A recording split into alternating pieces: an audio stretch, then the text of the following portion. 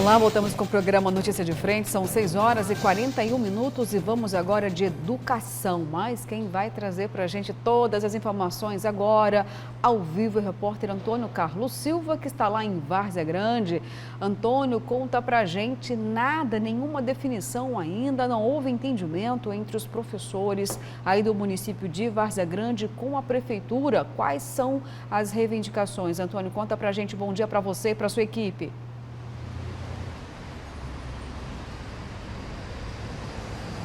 Bom dia, Luciana, Kleber, Daniel, você acompanha a Notícia de Frente. Esse assunto, essa notícia, nós vamos falar ainda hoje no Notícia de Frente, daqui a pouco, porque o assunto agora é sobre aquele reajuste no piso nacional dos professores, autorizado através do presidente da República, Jair Bolsonaro, aquele reajuste de 33,24%. A Associação Mato Grossense dos Municípios, a AMM, vem criticando esse reajuste que eleva o piso nacional dos professores de R$ 2.886 para R$ 3.845. No entender da AMM, é necessário o governo federal adotar uma medida provisória para legalizar esse reajuste. A AMM também alega que os prefeitos devem conceder apenas a inflação do ano passado, que conforme o NPC foi de 10,16%. O municipalismo não descarta entrar na justiça contra o reajuste de 33,24%. Luciana, Kleber, Daniel e a você que acompanha a Notícia de Frente, até daqui a pouco aqui no ANF. Até já. Até daqui a pouco, então, Antônio, trazendo então informações para a gente dessa outra parte da educação, falando das demandas lá de Várzea Grande. Antônio trouxe para a gente todos os dados, aí essa polêmica agora da AMM em torno do reajuste concedido pelo presidente Jair Bolsonaro aos professores, um percentual elevado de 33%. Vou até aqui relembrar que a própria equipe econômica do presidente da República tinha oferecido um percentual bem menor, 7,5%. E aí o presidente veio até num tom de surpresa, elevando para 33% o reajuste dos professores da rede municipal de ensino. Então eu vou aqui ponderar sobre dois aspectos que eu considero importantes e vou jogar para você, Daniel, e para você, Kleber Lima. Primeiro, só agora o governo realmente reconhece a importância dos professores? Que bom, em algum momento isso deveria ocorrer mesmo, porque eu defendo aqui salário justo para os professores. Sabemos o quanto existe de precarização na educação e é preciso, sim, elevar salário, estrutura, tudo aquilo que um professor, que um mestre precisa para educar os nossos alunos, os nossos filhos, o nosso futuro. De outro lado, o que pega de surpresa é, será que o presidente adotou essa postura apenas pensando em votos, nas eleições, está querendo agradar os professores e aí concedeu esse reajuste que pode pegar de forma, talvez, sem planejamento dos municípios, mas vamos lembrar, mas tem o Fundeb que ajuda a pagar o salário dos professores, ou seja, então não é apenas uma medida eleitoreira do presidente, até porque ele também ajuda com elementos, com recursos financeiros em relação ao pagamento dos professores. Vou jogar primeiro aqui para você, Daniel, conta para a gente. Existem dois lados da moeda. Realmente, os professores precisam de um salário melhor. Vou lembrar aqui que a base é R$ 2.880. Uma vergonha, é sim uma vergonha um professor receber um salário desse.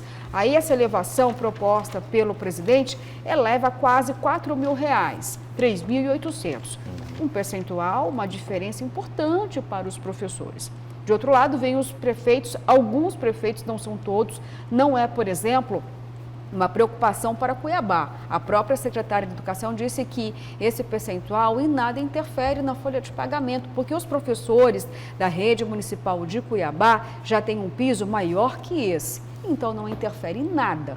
Mas tem alguns municípios menores que podem ter algum problema. Sim. Eu queria que você trouxesse para a gente aí o seu entendimento desses... E a situação é muito desigual, né? A gente citou Várzea Grande também na semana passada. que de acordo com o sindicato local, ali o valor de referencial aí, do piso deles está em R$ 1.800, ou seja, R$ 1.000 a menos do que é o padrão, ou seja, é necessário corrigir esse tipo de distorção nos municípios, e é muito justo que os professores recebam uma remuneração compatível com a função deles, né? Esse aumento não vai fazer a justiça que nós pensamos que deveria fazer, e também que são praticados em outros municípios, em outros países, né? Porque o professor é fundamental para o desenvolvimento do país, né? Mas é claro que não dá para perder de vista o componente eleitoral nesse aumento, né? A categoria tem essa reivindicação já há 3, 4 anos, não foi atendida, e agora, nesse ano fundamental, um ano decisivo eleitoral, o presidente resolve fazer esse aumento de 33%, que, como nós já dissemos, vai impactar diretamente na gestão dos municípios. Os prefeitos aqui vão ter que arcar com essa conta, né? E também há um risco de que outras categorias profissionais no país queiram também um aumento desse nível, de 20%, 30%, 40%, como está acontecendo. Um exemplo, os policiais, né? Então, o Palácio do Planalto tem que estar também preparado para esse tipo de pressão, caso, né, esse aumento seja realmente concretizado, porque outras categorias podem vir atrás, né? Um outro elemento político importante é justamente esse de a negociação e a decisão passar ao largo ali à margem da equipe econômica do próprio governo federal. O Paulo Guedes tem sido, vamos dizer assim, alijado um pouco de algumas situações, de algumas decisões importantes.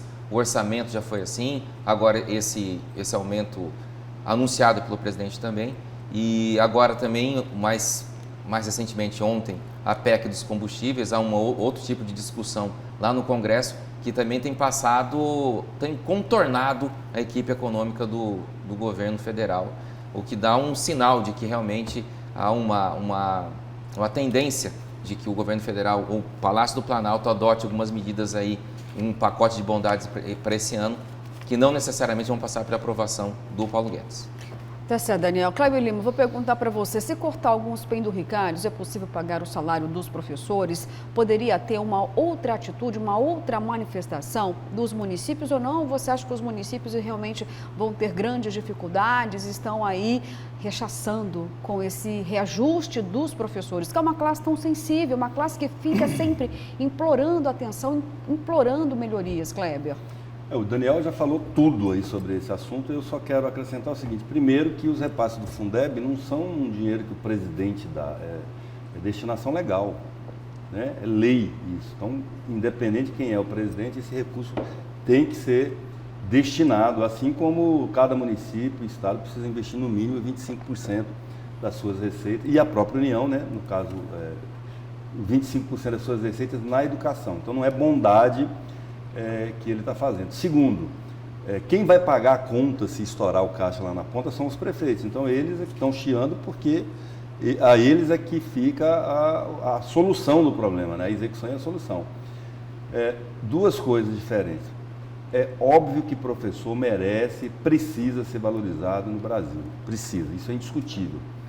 Inclusive, a gente deu aqui, daqui a pouco a gente vai tratar desse assunto também de Várzea Grande, que tem município que não consegue nem pagar o dinheiro que ele recebe por vinculação federal do Fundeb, por exemplo, dos professores, que é um outro problema, né?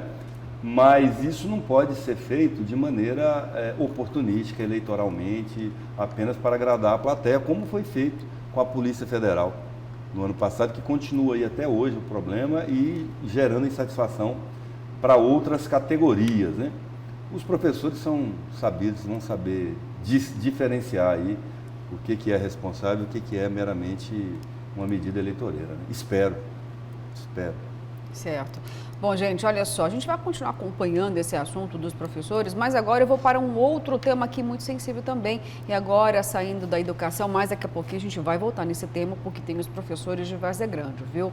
Mas agora eu queria falar com vocês aqui, gente, sobre aquela reunião dos policiais penais na Casa Civil, sabemos da trégua que foi dada e teve um encontro ontem. Será que foi produtivo? Houve aí um entendimento entre o governo e a categoria? Vamos acompanhar agora na reportagem. A reunião com representantes da categoria, do governo e também deputados aconteceu aqui, no Palácio Paiaguás, a portas fechadas. O encontro durou cerca de 2 horas. O objetivo era a realização de uma nova rodada de negociação para reajuste salarial da Polícia Penal. Só que a proposta voltou à estaca zero. Na questão salarial, não, permanece no status anterior, está zerado a proposta com relação à questão salarial, mas o secretário da Casa Civil, Mauro Carvalho, apresentou ali outras pautas que podem avançar junto com a categoria, que é a questão do auxílio alimentação, o auxílio fardamento e a melhoria na estrutura de trabalho. Então retorna ao estado anterior, mas eu acredito que há o que avançar aí na luta entre o sindicato e o governo. Esse estado anterior aos 15% anteriormente ou zero? Não, zerado. O movimento grevista teve início em 16 de dezembro do ano passado. No início de janeiro, o movimento chegou a ser suspenso porque foi agendada uma nova reunião para discutir a negociação salarial. A reunião a gente considerou produtiva, contudo, as negociações elas estão zeradas por enquanto. Estamos construindo um novo cenário e tivemos aí a sinalização de uma nova reunião para o dia 8 de março. E a nossa categoria está sempre marcada por situações de lutas. E nós vamos continuar acreditando até o último minuto. Nós vamos insistir na negociação porque esse é o cenário que está sendo construído. Contudo, nós precisamos da deliberação da nossa categoria. Nós vamos pegar o que foi passado aqui na reunião e vamos estar passando para eles. Mato Grosso conta com pelo menos 2.800 servidores, lotados em 46 unidades prisionais. Com imagens de João Páscoa e apoio técnico de Elton Júnior, Sêmia Mauad para a Notícia de Frente. Obrigada, Sêmia, pelas informações, mas olha, eu vou confessar aqui para você, Kleber Lima, para você, Daniel, eu estou um pouquinho confusa. Por quê? Olha, eu ouvi muito bem o presidente do Sinduspen disse o seguinte: foi muito produtiva a reunião, mas não tem uma nova proposta. Então, o que foi o entendimento, né, de que houve realmente uma certa produtividade? Porque eu vou lembrar aqui que as conversas, os diálogos foram abertos lá no ano passado. Não surtiram resultados, aí houve aquele movimento grevista, paralisação, críticas, enfrentamento com o governador. Aí estabeleceu-se uma trégua. Então, eu esperava que depois desse tempo, desse respiro, do governo talvez refazer as contas e o Sinduspen também, nessa primeira reunião tão aguardada, imaginei que o governo fosse chegar com uma contraproposta, mas eu não entendi isso, Kleber Lima. E aí? Então, não consegui entender que produtividade é essa. Até porque os auxílios já foram apresentados para a categoria para poder chegar num acordo. Então, não entendi que realmente tem uma novidade aí. Ele falou assim, a reunião foi zerada, mas foi produtiva, né? Na matemática diz o seguinte: qualquer número multiplicado por 1 é igual a ele mesmo, e qualquer número multiplicado por 0 é igual a 0, então foi nulo. Mas assim, deve ser pelo seguinte: lá no Casa Civil são servidos uns quitutes, um café, um guaraná. Como a crise está feia lá no sistema prisional, é a oportunidade de comer uns quitutezinhos, né? A produtividade deve ter sido essa. Brincadeiras à parte, eu imagino que tanto o deputado como o presidente do sindicato devem ter avaliado como positivos o fato de terem aberto um processo de diálogo com a Casa Civil, que é a antessala do gabinete do governador. Eu acho que é esse o aspecto que eles devem estar avaliando como positivo. É muito pouco, mas para quem já perdeu tanto, perdeu quase tudo, é pelo menos um alento, uma sinalização de que algo poderá ser conquistado aí nessa nova relação, né?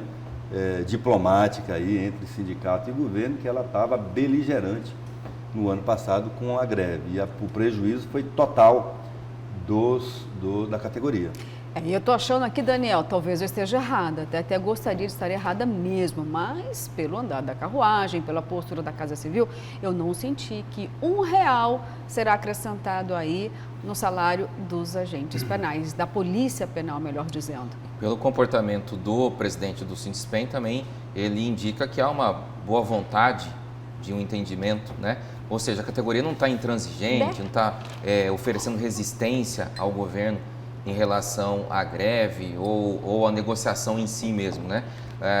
Como você disse, a tendência é que se o executivo fizer uma proposta mínima que for de aumento salarial, a categoria vai acatar e vai acabar a greve. É o que está parecendo que vai acontecer, já que já estão se dando por satisfeito em relação à discussão de auxílios, que você mesmo já disse que já estavam em cima da mesa, e para a categoria, para o governo, eu acho que realmente se o governo vier com uma proposta mínima que for, a categoria vai acabar acatando e o movimento vai ser encerrado. Olha só, gente, obrigada, viu, Daniel? Vamos acompanhar então, porque nós vamos até o final dessa história, né? A tática é o seguinte, não deu na dor, vamos tentar no amor, né? No amor. Vai que cola. Vai que cola? Tá bom, vamos ver então, gente. Olha, e agora eu tô feliz aqui, sabe? Porque conseguimos restabelecer aqui o nosso WhatsApp e agora chegou o momento, viu? Das suas mensagens. São muitas, eu vou tentar aqui dar espaço para um pouquinho mais hoje. Vamos ver se a gente consegue, hein? Bom dia, meus parabéns para o presidente, porque se os municípios podem pagar os salários altíssimos dos vereadores, por que não podem pagar um salário decente para os professores que ensinam as nossas crianças? É o Márcio do bairro Santa Terezinha. Obrigada, Márcio, pela sua mensagem. Bom dia, bancada. Para dar aumento para o trabalhador, é essa polêmica, mas para beneficiar políticos e poderes, o dinheiro aparece sem dificuldades. Francisco, é isso aí, Francisco. Obrigada, viu? Esse entendimento da maioria.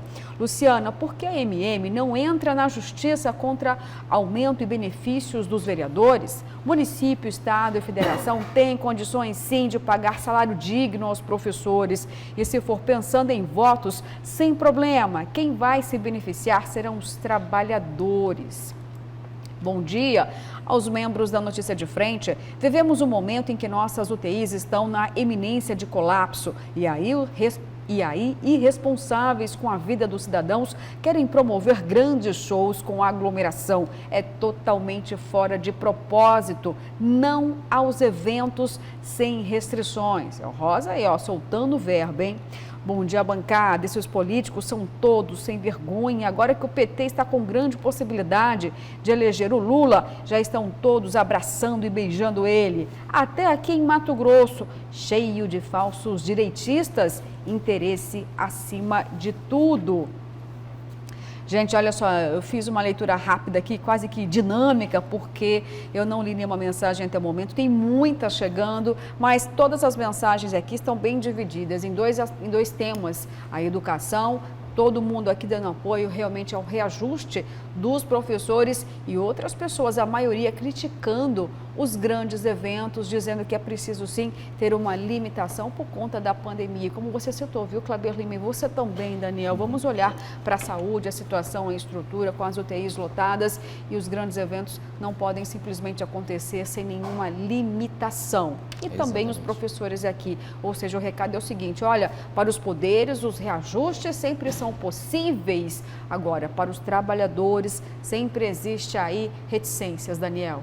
A gente já abordou essa situação na semana passada sobre os privilégios que são pagos à classe política, não só no executivo, mas também no legislativo, no judiciário. Perde-se e gasta-se muito, né, com penduricários, com verbas extras, indenizatórias. Realmente, se houvesse um ordenamento melhor desses recursos, o país estaria numa situação melhor e também as gestões teriam um pouco mais de poder, de autonomia para poder pagar bem os seus servidores, né, as pessoas que dependem da administração. Tá certo. Olha só, gente, vamos falar um pouquinho da Federação Kleber Lima, agora envolvendo um pouco o PSDB e o DEM, porque vamos lembrar aqui que o governador de São Paulo, João Dória, tem feito algumas declarações vou dizer aqui até do ponto de vista interessante na leitura de pesquisas, viu? Porque sabemos que até agora ele não emplacou, não está conseguindo nesse momento convencer mentes e corações.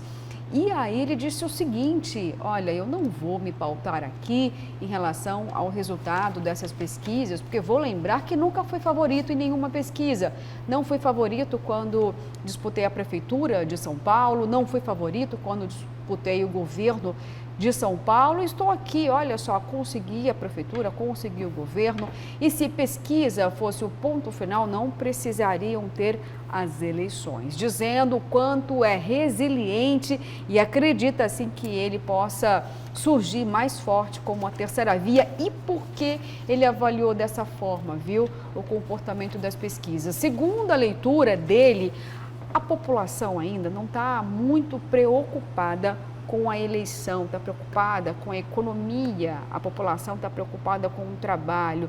Nesse momento, os esforços estariam concentrados nesse setor tão importante, ou seja, no bolso próprio. E aí, com esse discurso dizendo que não é possível que a população durma e tenha sonhos pensando em Lula e em Bolsonaro, viu? Quem faz isso, ele diz o seguinte, olha, é um tremendo pesadelo, tentando romper com a polarização, Kleber Lima. Hoje é o dia, né, das fases incongruentes, né? Porque o Dória fala assim, não acredito em pesquisa, nunca fui favorito e ganhei 2 eleições e tal, mas a população hoje não quer saber e ele sabe como que a população quer, através de pesquisa. Então, o Dória é um camaleão, né? Ele adapta o discurso dele assim às situações com uma facilidade mas tão grande que ele se contradiz o tempo todo, né? Foi assim nas prévias, chegou a criticar a urna eletrônica durante as prévias, de ter defendido, porque ele estava assim, correndo o risco de perder. E o fato é que o Dória é um novo picolé de chuchu, né? Da eleição presidencial. O máximo que ele consegue é ter um apelido pior, né, do que o picolé de chuchu, que é o do calça apertada. Não conseguiu se inserir no debate nacional como uma alternativa. O máximo que ele conseguiu foi ser uma referência anti-Bolsonaro, mas isso tem muitos, né? Tem muitos. E aí também, nesse verso todo, viu, Daniel, tem a questão da federação, porque pode ter, então, uma composição de PSDB, com o MDB, aí tem Simone Tebet que diz o seguinte, olha, vice nem pensar. E aí? Se nem pensar, vice, como que pode ter, de fato, a federação com essas 2 siglas? Seria possível? O que tem chamado a atenção nesse início de ano é essa movimentação intensa entre os partidos, estão conversando bastante nos bastidores e surgiu essa possibilidade aí de uma composição histórica, né, entre MDB e PSDB. MDB que é um partido muito grande, tem grande capilaridade no Congresso Nacional. Estão iniciando ainda esse processo de negociação. A Simone não tem se mostrado propensa a desistir do projeto dela, mas é lógico, uma pessoa de partido, uma soldada, vamos dizer assim, caso haja essa composição, ela vai ter que acatar.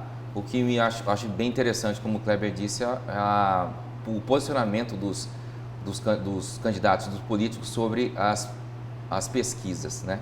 É uma questão de conveniência, realmente, né? Ontem até o próprio Sérgio Moro também disse que prefere conseguir o apoio da sociedade civil do que, ele se baseia nisso aí, do que em pesquisas, mas todos os partidos se valem de pesquisas internas, inclusive, para variados cenários, né?